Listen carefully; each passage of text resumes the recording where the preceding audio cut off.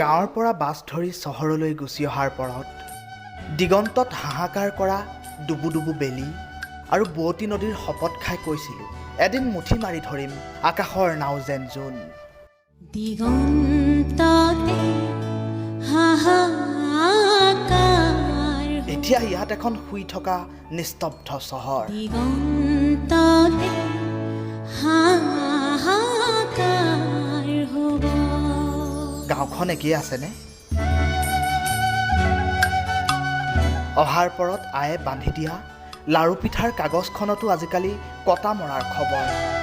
সময় যেন স্তব্ধ হয়, ধান পকিলে এইবাৰ ঘৰলৈ যাম, পিতাইৰ নাঙলটোকে মুঠি মাৰি চাম।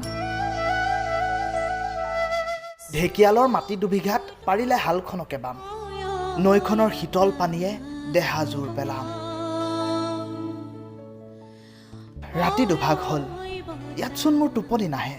পথাৰৰ বৰ আহঁতজোপাৰ শৈশৱৰ ভূতটো দিগন্ততে আজিকালি সঘনাই সপোনত আহে।